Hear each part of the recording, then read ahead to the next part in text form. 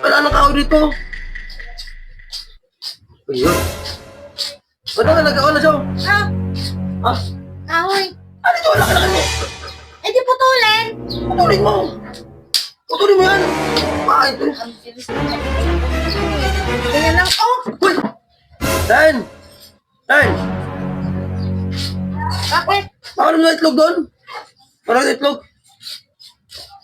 Ilang piraso?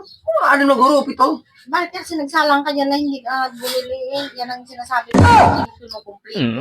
Alam mo na, ay, wala kang magigagawa dyan eh. Sila! Lagat na lang ito siya. Ako magpritong itlog. Ha? Ang konsul sana. Hindi mo naman kasi ayusin lahat ng lutuin mo bago ka, umupo dyan.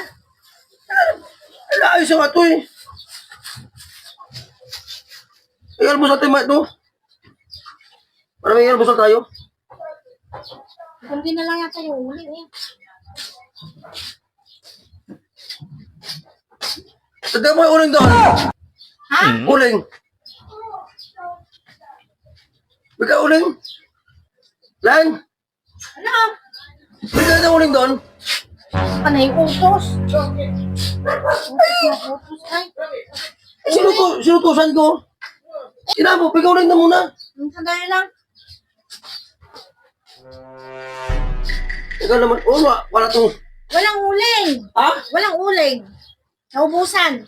Abusan dami ko sa kuwan dyan eh. Kahit kaya lang din, pero pawin na lang. Sina? Ako mapaghanapin mo talaga ng kahoy. Wala nang kakuha dito kasi wala oh. Wala nang kahoy dito. Ayun. Wala na, nag-aon na siya. Ha? Ha? Kahoy. Ano ito? Wala ka na kayo. Eh di putulin. Putulin mo. Putulin mo yan. Bakit? Bilis na magputol nito eh. Ganyan lang to. Uy! Ano naman? Pinutol.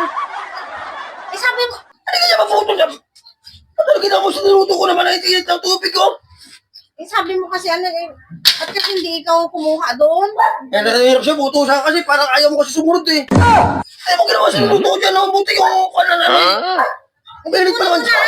Sayang yung itlog. Ilutuin mo na lang ulit. Ano to ba ulit siya nagbasag na yan, oh? Hindi mo kasi dapat kasi pag pumunta ka dyan, dapat kumpleto na, hindi yung utos Bakit ito yung buti, hindi nakuha dun yung... Irit-irit pa naman yan, buti hindi nakuha yung kala, no? Pasya lang kala natin. Panay utos mo kasi eh. Eh, inutusan ko dyan, hindi ko inutusan. Ay, yung pag upo ko dyan at pumunta ka bumili, naghanap ka ng kahoy, hindi yung ako lagi ang inuutosan mo. Babae na to eh.